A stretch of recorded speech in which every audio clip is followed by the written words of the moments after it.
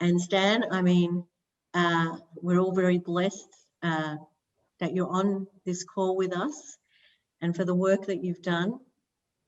It's just such an incredible legacy.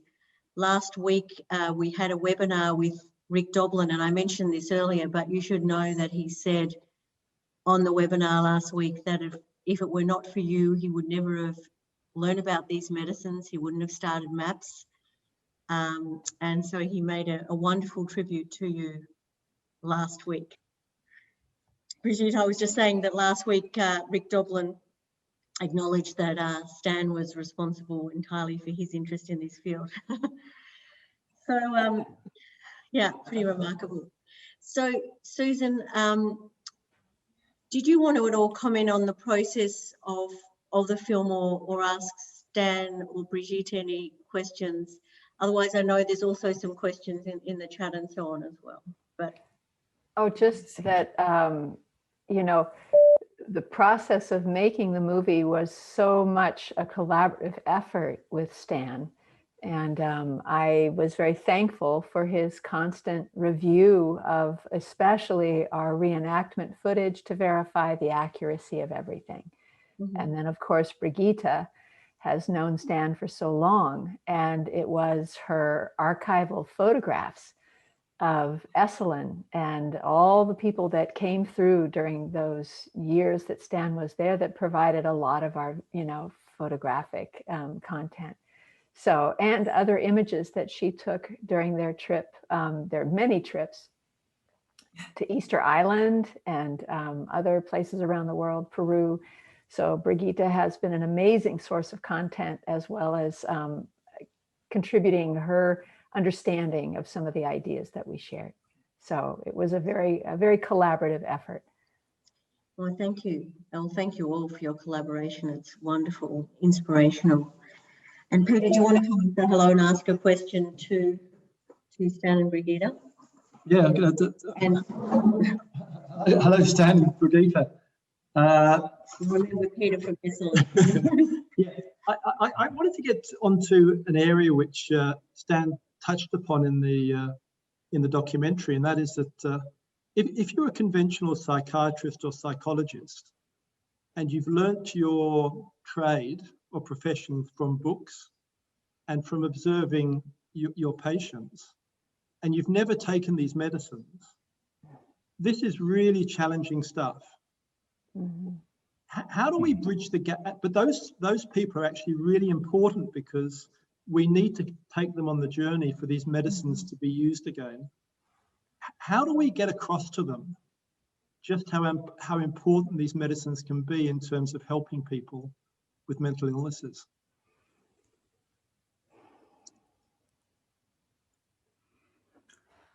Okay, well, good evening, it is, yeah, where you are. Well, thank you very much. Before I start talking here, I would like to say something. 2 years ago, I had a stroke, and it hit me in my speech centers. You know, I had not paralyzed, or I didn't really influence my mind, but the speech is a problem. So when I have some problem, I would like to ask Brigitte here. I'm helping out. I'm also going to 90 years, and you know, have some problems hearing. So anyway, now what's happening now is amazing. You know, after 40 years when nothing was happening with psychedelics, there is now a real renaissance. Mm-hmm. And it's happening all over the world now. And maybe it didn't hit that much Australia, but I'm sure it will become sooner or later. Now is tremendous emphasis on therapy. Mm-hmm. You know, there were other kinds of things in the 60s and so on. A lot of the problem with war, fight, you know, against war, and this created a lot of problems about psychedelics. Mm-hmm. when it was forbidden. Now it's getting one after another country, it's happening. A lot of research is happening, and actually therapy is happening in many places. Canada, for example, recently is dying a much better psychedelics. Some people have now the psilocybin,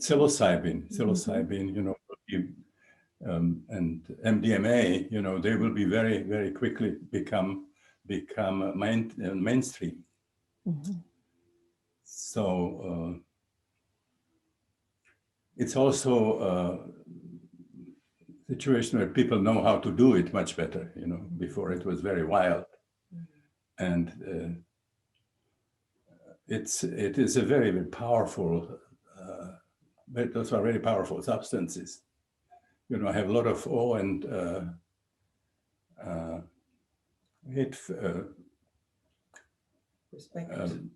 to what psychedelics can do on both sides, on therapy, and on the other hand, I have seen people who were doing them on their own and didn't have had problems, bad experiences, and ended up in psychiatry for a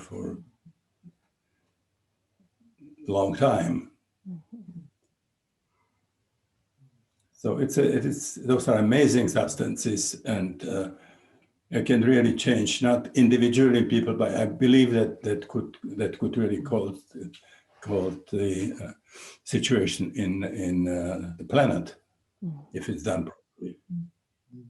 Definitely, we definitely need to put it in the water supply. but also what might be a good bridge is the holotropic breathwork, or the Grof breathwork as we call it now. So, that the people would not be so, maybe I'd rather do breathwork than psychedelics to start with, and then if they like the breathwork, they would get interested in psychedelics. So that's actually a good It's a great beginning, for many people. Yes. And you can have very powerful experiences. It'd be very powerful. So, we have just created a new training, the Grof Legacy training.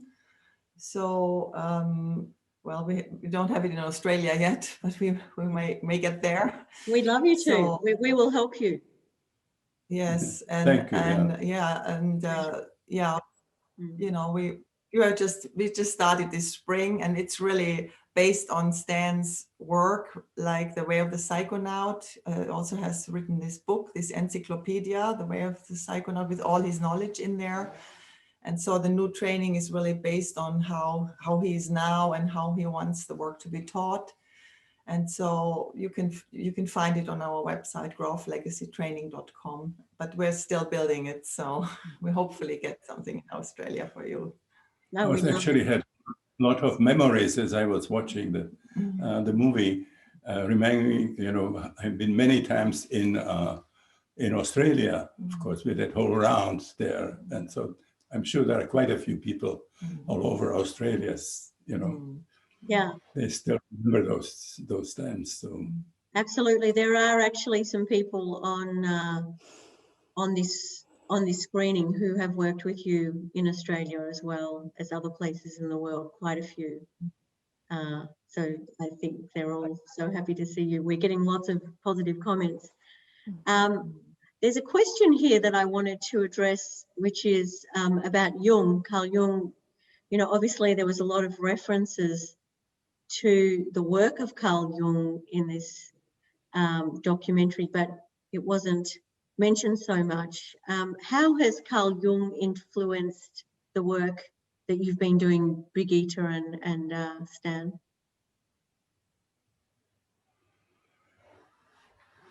I still didn't have any connection with Jung until I came to America, because when I was in Czechoslovakia, we had no access to other books because we didn't have hard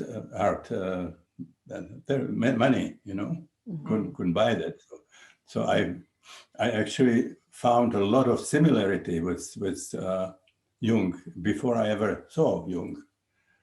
And he's amazing, you know, he is like a lot of long, far beyond Freud, where of sure open up this depth psychology, you know. So he took psychiatry from in the direction to mysticism, spirituality, and so on, which of course Freud didn't have. So there's people who have psychedelic experiences or holotropic experiences, they go to Jung. Yes. And It's amazing. Again, in this work, I mean, you have the own experience. You're not reading a book, you know, and then you try to make an experience for the book. But I mean, Stan discovered this all without a map. I mean, it just came up, and then later he found, oh, this was already there in these religions and so on, or in Jung and so on. But it came from within and from the observations of his own experiences and the people. And that's actually also, that's how it works. The same if psychiatrists, they would have to be interested in this kind of thing and then make their own experiences. And then it's really necessary, if you want to be working with people, you need to have been there yourself. I mean, like Susan was describing, this is not a Sunday walk. This is really powerful stuff. And you can only encourage people when you've gone through this yourself, you know. That's what I said, working with Stan, of course, closely outside and inside. I said, well, how could you have that courage to go there and not knowing where it would go, you know? I mean, people, if you're dying, you go crazy. This is really, how would you have that courage? And you didn't have these maps. And he said, I was just so curious, which is true. So, you know, Brigitte mentioned about the Psychonaut. So in the movie, there is really nothing about Jung, but there is quite a bit in the Psychonaut in my book, of course. Yes, yeah. And there's one chapter where these several of the major pioneers in depth psychology, you know, there is also Jung about birth and so on.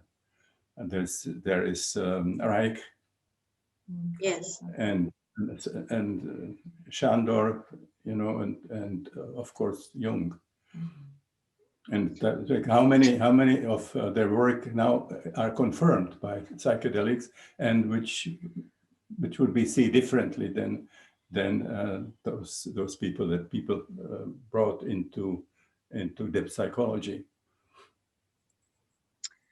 There's another question here as well, which is how do you explain how the same person using the same medicine has such different experiences each time? So, you know, you might have 10 experiences with the medicine over, say, a period of 5 years. Yeah. How come it's different every single time? What's happening there? It's very, very important. You know, because at the beginning, we were looking at LSD and other psychedelics. I believe that the secret was really inside of the substances. And so when I did the first research, we were seeing quite a few individuals and giving different substances.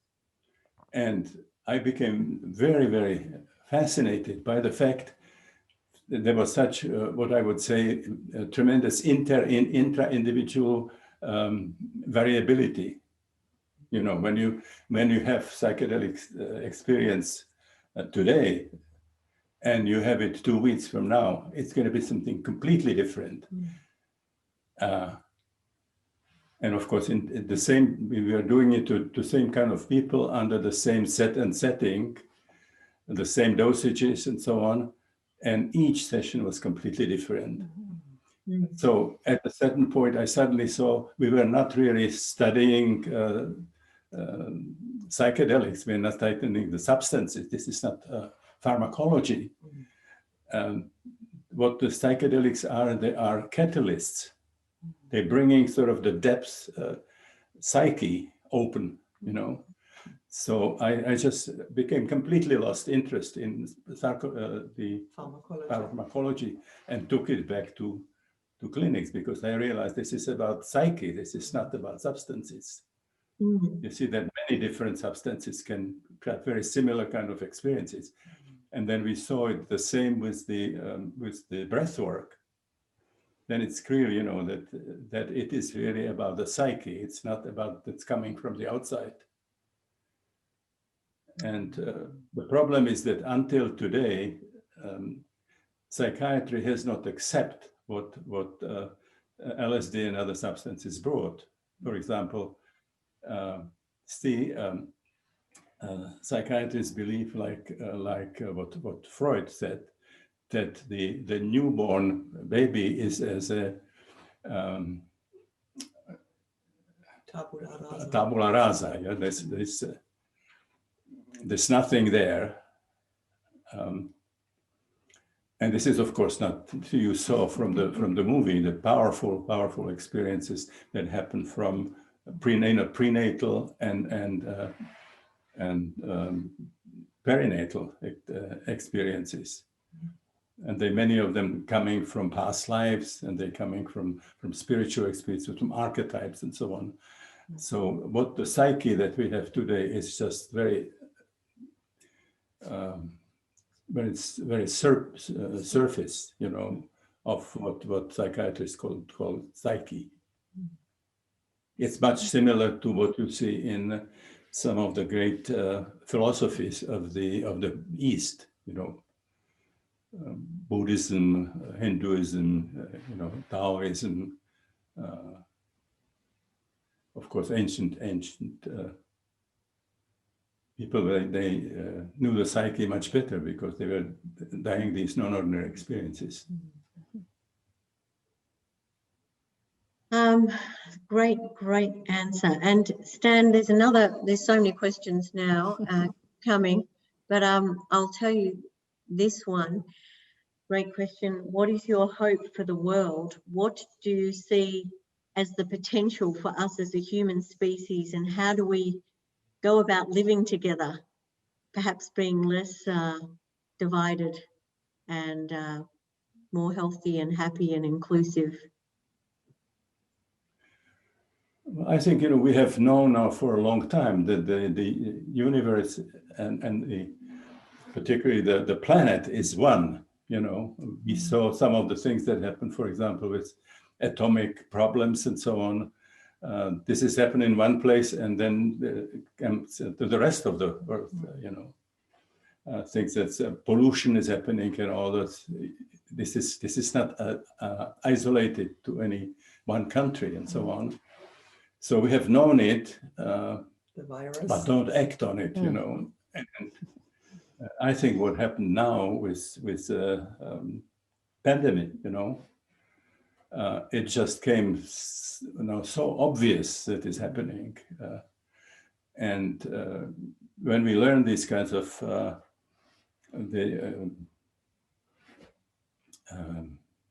what happened now during this epidemic, and it happened.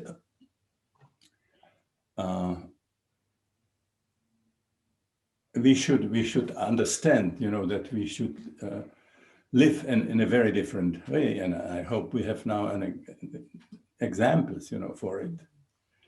There's very few people who don't see it, you know. Before that, maybe they were transpersonal psychologists and some physicists knowing and so on. But today, maybe with a few people, like in America, including the president, you know, they don't still understand what is happening, but most people are getting the understanding. And then the question would be what we can do, you know, that people start seeing this way, and this holotropic states. I'm not talking just about psychedelics, but also the breath work and then what we call spiritual emergency. There are people who have spontaneous experiences, very similar what is happening either in psychedelics or what's happening in holotropic breath work. People have it spontaneously, and unfortunately, because of the psychiatry that we have, they get hospitalized, and they end up in hospital for many years sometimes, you know. So we have to, hopefully we start have a different kind of approach, you know, to the substances, and also to how we treat with people who already are opener to this in the spiritual emergencies. Thank you. And Susan, I have a question for you, and that is, you know, how long did this take you to really make? I mean, your whole life, I guess, sort of brought you to this point, but. I think start to finish, we met, Stan, in 2014. Well, actually, no, I took a breathwork workshop with you, I believe, in 2013. So we started working in 2014, so it's been 6 years. And, you know, the process of editing and reviewing and working with Brigitte to raise the money and pay for everything. It's been quite a process, but it's been a beautiful process. And what I'd like to add, Stan, is that the epilogue, I signed up for an online master's through California Institute of Integral Studies. And in the course of our learning about archetypal astrology, we've been reading the epilogue that Rick Tarnas wrote for Stan's 2 volumes of The Way of the Psychonaut. And in it, Rick and Stan describe how the archetypes, that the archetypal forces are the things that are really shaping the birth process. And so, unfortunately, I hadn't gotten that amount of information before we made the movie, or we would have given that a bit more emphasis. So it's sort of an epilogue, I feel, to the movie, is this understanding of the archetypes as these incredibly powerful formative forces. And so, you know, buying Stan's book is just a whole other level of information. The movie is really an introduction to Stan's ideas and philosophies. And then on the website, The Way of the Psychonaut, we have all of the expert full-length interviews available with the Q&As that followed. And pretty much everybody but Robin Carhart Harris, who had just had a baby, joined us afterwards to talk. And there are a few question and answer sessions that we had in that. And then I think Martina Hoffman with her beautiful art, and Robert Venosa, Stan had interviewed them years before. And then there's also a 55-minute interview with Stan where he goes in depth on the psyche and the archetypes. So I highly recommend checking that out. They're called Livestream Archives, thewayofthepsychonaut.com, and you can find it through the watch page. You have to become a member, but it's free. Yolande, will you put that into the thank you note as well? Well, and also you can buy the movie there. Oh yeah, so Right. that helps. We have some more time. I'd like to say something about Susan. We are not talking about you. And this was amazing what you have done. You know, this is not only you transform yourself. You also did a lot of study in transpersonal psychology. Now talk about CIS and so on. So you had really done a lot of work for that, and you actually did all kinds of experiences of substances. You know, this is not something from your head. We saw a couple of them, and then there were many beside it, and you also brought into it a lot of stories from the 60s. You know. So it talks about my life and my work, but it's about you about your transformation, about what you have done. And also it is a documentary about the 60s, not just a movie, but you have done a lot of interviews, you know, with all the major people who are in the movie exist also in these films that you have done, that people hopefully have to see also, you know, which will be amazing to. So people who you'd see sort of maybe a few minutes out of these people, you would see an hour and a half in the movies that Susan has created, you know. Well, we'll definitely all have to jump onto that. Susan, if you could send us those links, we'll include them in the thank you note to everyone who joined, because yeah, I mean, we had a really strong interest, for this session. So what is also available, if you don't want to read the book, you can listen to it. And Becca Tarnas, Rick Tarnas' daughter, she was in the movie, yeah? We could win her to read this book, and she's just so beautiful, and she really knows what she's talking about, and her voice is just amazing. So this you can purchase on the MAPS, multidisciplinary organization for psychedelic studies. Yeah, we had Rick on. We know Max. We were initially trying to get actors, you know, who would do it, and everybody's saying it should be a male voice there, and we saw maybe 10 or more of them, and we just turned them all down. It was horrible. And then we heard Mecca and said, Eka, and we said, and we said, of course, you know, this is it. Why not with a female voice? And if it's a beautiful voice. She's and amazing. If you really, I mean, I like to watch it. You know, to listen. Listen to it, yeah. Yeah, we do. In the car, you can do it. If you have long drives. She did the whole, this is about 80 pages. 800 pages. 800. Susan, would you send us that also? In 10 days. In 10 days, she read and it. And if you read it now, you read at the end, it's as fresh as it was at the beginning. Amazing. Yeah. So. There's another question here. Brigitte, you might also feel inclined to answer this one, which is, what are the neurological, neuropharmacological mechanisms that allow psychedelics to overcome childhood amnesia in order to access perinatal experiences? Can you say that once more? I think I can. I think I can answer this a bit better, just because I've interviewed Paul Grof and also Robin Carhart Harris. And so what they're finding in terms of neurophysiology, what the psychedelics do is they open the neural pathways so that all of the brain is available at once. Normally the brain has a pattern, you know, like the regions that we consider to be responsible for certain capacities or function pretty much stick to themselves, and there's a pattern. They call it a hierarchical pattern. And when you take a psychedelic, that opens everything to everything at once. And so you have neural pathways are suddenly in contact with regions of the brain they normally would not have. And Rupert Sheldrake adds to this perspective the idea of the brain or the mind as a field. So the field theory of the mind. So if suddenly the brain is totally lit up, then the field that the mind is, you know, exists within is suddenly available.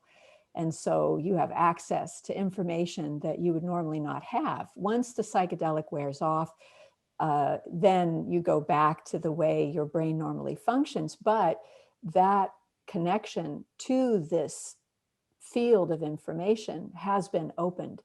And what Paul Grof discovered in his study of mood disorders is the brain has wave patterns, and that they normally exist in a range. And so a mood disorder, whether it's manic or depressive, goes beyond that range, and a psychedelic experience goes beyond that range. And so that once that wave pattern has been experienced, you can get it back. And so if you've had these experiences and then use meditation or focused intention, you can get very, very close to what you experienced under the influence of a substance. And it's also why a psychedelic experience has waves, you know, where it's, you have this, oh my God, here it comes, you know, and then it fades and then it comes back. It's because of this oscillating pattern of the brain. And that's how flashbacks occur, even though the substance might be fully out of your system. So hopefully that answers the question. No, it's a fascinating answer. And there's a question actually here also to you, Susan. Did you have any pushback and same for you, Brigitte, in trying to get funding for the film because it was about psychedelics? You know, did the stigma of psychedelics make it harder or make it easier to fund the film? Well, initially, before Brigitte stepped in and reached out to a circle of friends that really support Stan's work, and John Buchanan, our executive producer, is amazing. His support of this project, we would not have completed it without his participation. And I did initially go out to some, you know, standard film funding sources, and we had no response. And so I think it was because we were talking about substances that are considered illegal. But in the course of making this movie, where I live in the state of Oregon in the United States, we have just legalized psilocybin therapy, and not for, you know, specifically mental illness, just as wellness therapy. It's still, you know, they have to work out the details, and we've decriminalized all substances. So we're definitely moving forward. No, I mean, we're making a lot of progress, and films like these are just so important to move the field forwards. And so that people understand, you know, also that these medicines have been with us, you know, since the beginning. It's so important to remember, for people to remember that they're not something new and, you know, innovative. They've been here guiding us all the way through. We just haven't been listening that well. And well, speaking of the funding, I mean, it's been really hard to get money for this. I mean, you know, so Susan did an amazing job out of not much money there. And so we still can use some funding. So if there's anybody who wants to contribute there's still things to do and to keep up the platform. And, you know, which is all work for free for this, which is fine. But just to keep the project going, you know, if anybody wants to contribute something, we'll still be happy to receive something for that. Susan, maybe you could also send us a link for that when you send us the other links. And I think, you know, if some of you out there want to have screenings, of course, we can put you in touch with Susan, and you might want to show this film to some of your communities of practitioners and others as well. That would be wonderful. What I might do now, before I say thank you and so on, is we might just have a couple more slides to show you what we have planned and some of the upcoming webinars. It will only take a couple of minutes, and then we'll say, maybe we'll ask you to just say a parting sentence or two each about how people could go forwards from this film and what they could maybe do that will make a difference in their own lives or their own communities. I might ask you to make a closing statement, each of the three of you. So Ilan, if you could just please put the slides back on briefly. So this is just to show you something weird about the image here. It's got like boxes in it. Ah, there it's got. So this is our psychological support service. So if you do need some support, please contact us. And as mentioned earlier, we have a wonderful team of psychologists and psychotherapists around Australia who will support whatever you need. Next slide, thank you. And this is Tim Ferriss's quote, and this goes really to Susan and Brigitte in terms of, you know, any donations into this field, especially to not-for-profit organisations who have, you know, positive intentions towards these medicines and want to heal mental illness genuinely, is really important, because we're at a tipping point now, and the more that all of you can contribute to this now, the more chance we have of these medicines becoming available as soon as possible to those who need them so desperately. The next slide, thank you, Ilan. And this is how you can help, you know, share this film, share conversations. We have a wonderful learning platform on our website. You can join our chapters, start chapters, talk to your doctors, doctor by doctor, medical professional by medical professional, politician by politician. And it's amazing, once people start to understand the science and not the stigma, it changes everything. And of course, please do support our charity and other charities in this space, because we can do this together. It really is getting very close now. And please join our other events. Next slide, Ilan. This is the Certificate in Psychedelic Assisted Therapies, which is commencing in late January. Our first intake, a very exciting course that is being developed, and we welcome you to that. Those of you who would like to become psychedelic assisted therapists or add that as an adjunct to the other modalities that you practice in, we really welcome you. And I will just repeat again that we have got Dr. Gabor Mate, Rick Doblin, David Nutt, many other of the wonderful Ben Sesser and others as teachers in this training program. Next slide, thank you. And this is the Summit on Psychedelic Therapies for Mental Illness in November 2021. We invite you to come. If you haven't already got tickets, please get them. We've already sold 300 tickets, and we're really very excited about this. In fact, we've also just confirmed Johan Hari as a speaker for the summit as well, who wrote the wonderful book, Lost Connections. And the next slide. As I mentioned, we have just put in rescheduling applications for psilocybin and MDMA. And if we all cross our fingers and toes and send, you know, who knows what sort of energy, positive and healing energy to the regulators, maybe we will be the first country in the world to actually reschedule psilocybin and MDMA. Who knows, Australia could also be a leader in this space. And the next slide. These are the upcoming webinars. So we have some very interesting webinars in 2021, including endocannabinoid medicines. We have a screening of Trip of Compassion in Cairns. We have a wonderful webinar by Dr. Robin Carhart-Harris, where he's going to talk about the results of his current research trial comparing psilocybin with SSRIs. I think that will be absolutely fascinating, and more will be announced shortly. Dr. Gabor Mate is also going to present a webinar for us in 2021. We'll move to the next slide now. No, I think that's it. And and I just want to say again to all of you, thank you. Thank you for your support of Mind Medicine Australia.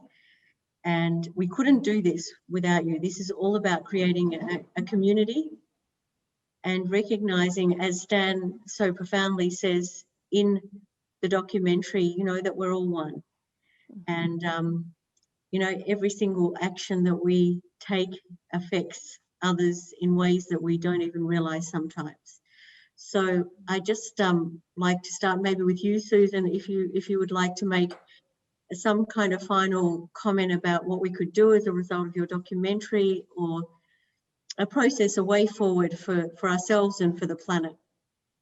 Well, I just welcome everybody to share the movie, and we'll be sharing the links to where to get it. And also, the reason that I felt it was important to stream all of our full-length interviews is I really looked at the information that's presented as a representation of a new paradigm of science, and what will make it easier for the larger whole of our population to move forward is to expand their understanding of what reality is. And once we do that, when we start to see that we really are one, and so that's why all these full-length interviews are included, because it's an education. And it was my way of taking all this information and creating a platform that could hopefully people could use to benefit themselves, and then introduce to their friends and family, so that it just keeps spreading like a good pandemic. You know, the kind of pandemic we need. So this is the real pandemic, the one we need. Yes, I love that. And Brigitte. Well, I would just probably express what we both feel, that we have a deep appreciation and admiration for everybody undertaking these inner journeys and engaging in the world for a better world, for the heart and spirit, and on the life on our beautiful planet together. So thank you so much for doing that. No, thank you. And Stan, I will leave you with the last word here. Well, again, thank you very much for everything. Maybe what I would like to say that I was very happy that the film was finished, at least the parts that I had to talk. Also, before I had the stroke, I had this another great situation, which was finished the Psychonaut just before the stroke. And also I was able to write a long interview, which was with Tim Ferriss. Yes. You know, probably the best I have ever done.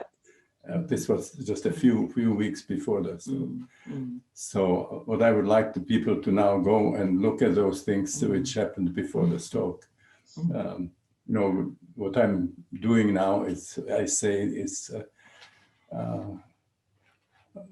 copies. No, I don't think so, Stan. You know, Stan, I have another idea. If you want to study more, there is the series, The Way of the Psychonaut, a 24 teleseminars, a series from the Shift Network in California. So there you can see Stan talk about everything and show slides and so on. It's really, really nice. So it's fantastic. Well, Stan, I don't think you've lost any of your wonderful spirit, which shines through everything that you do. And yeah, you seem like the same handsome guy that we met in Esselen a couple of years ago. And I'm sure there's a lot of people here who are writing messages when they met you in the 1990s, and you say you haven't changed at all. So it's all very positive. thank you. But thank you so much. No, thank you. And thank you from our hearts in Australia. It's so important. We both love Australia. We have both have been there. Yes, we love Australia. So I don't know, hopefully we can travel again at some point. Absolutely. Well, you know, if you're around in November, any of the three of you, you know, and you want to come, please let us know. We'd welcome you. Where are you, Tanya? Where are you? In Melbourne. Where? Melbourne. Melbourne. Okay. Yeah. Melbourne. Yeah. So we welcome you, and we send you our love, our light, and just thank you. So much gratitude. It really made our day when you, especially when Susan said that you would both be on this webinar with us. So thank you. Very good, big blessings. Well, thank you. Thank you all, everyone, and we'll see you again soon. Big clap for standing ovation. Thank you all. Good day, good evening, wherever you are in the world. Thank you.